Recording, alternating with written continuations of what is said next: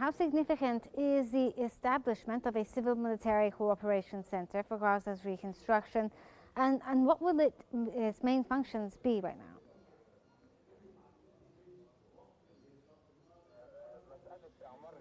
The issue of reconstructing Gaza is very important, but I think that how we need to implement a ceasefire for real in the Strip, and to have Israel withdraw from the Gaza Strip so that we can implement the ceasefire for real and then start reconstruction in the Gaza Strip. But this is very hard if Israel doesn't withdraw from the Strip. So that we can deliver aid and medicine and food, because around 600 trucks were supposed to be delivered to Gaza or to enter, but around 86 trucks are delivered only, and so this is a very big issue here. They need around 600, and I think that Witkoff and Kushner's visit, and then also the Vance, is to make sure that Netanyahu complies to the ceasefire and to implement it in this phase. Well, as you said, this is an important step. Now, Vice President J.D. Vance is in Israel, and he spoke about violence, and it doesn't mean the end towards peace. How realistic is a statement given the current conditions on the ground and how fragile things are?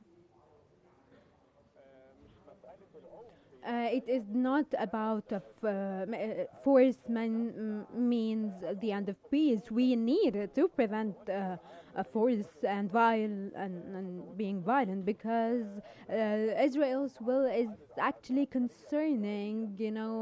What they are doing and their latest operations. These are concerning, and them striking safe places in the Gaza Strip, even far from the yellow line that they agreed upon. This is a huge issue here. And the number two is not allowing the humanitarian trucks to enter, or tightening the entrance and only allowing a small number. And so the USA can actually pressure Israel and have them implement the conditions of the agreement. And I think that this visit was very important when it comes to this. What about the implications of Trump's warnings that Hamas will, what he said, be eliminated if it does not cooperate for the ceasefire and future negotiations? Is this a real credible threat? Let me tell you that eradicating Hamas, this is very wide. But it is a American threat, and I think that they want Israel to bow and to comply to the ceasefire. And I think that this statement, I think that this is just for media and not an actual statement and a threat. But the message here is very clear that Hamas is complying to the agreement, and this is what Hamas has said to Cairo and lots of mediators, and they've also told the USA. And we know that Khalil al-Haya is visiting Cairo to have some talks about this. But the bigger problem here is Israel. They are the main problem here, how they will comply and implement all the points of the agreement, and how they can realize that handing over the detainees alive and dead, they need so much for example, bulldozers to get all the detainees back, and this is not available for Hamas right now. So that Hamas can be able to give back the detainees and to reach an actual ceasefire and a truce where Israel withdraws and then humanitarian aid is allowed. Well, as you said, sir, one of the issues that the Israelis are using to basically subvert this ceasefire is the excuse of the remains of the detainees in Gaza.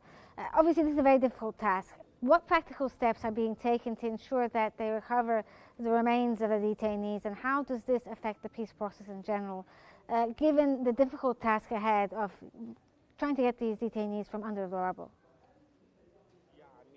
Let me say something that's very important and a very important title here. Israel have gotten back all their alive detainees, the important ones and the non-important, and here Hamas complied greatly actually to the agreement. Israel have received also lots of the bodies and remaining bodies of their detainees, but Hamas has said that to get back the rest of the bodies, they need they need technology and they need bulldozers so that they can remove the rubble and get them out of it. And Hamas has talked about this, and it was said that there will be some Egyptian, Qatari, Turkish delegation that will help to locate all the bodies, but we still need some technical things to get it. And yeah, as I said, I think that Israel is the main problem here and not Hamas.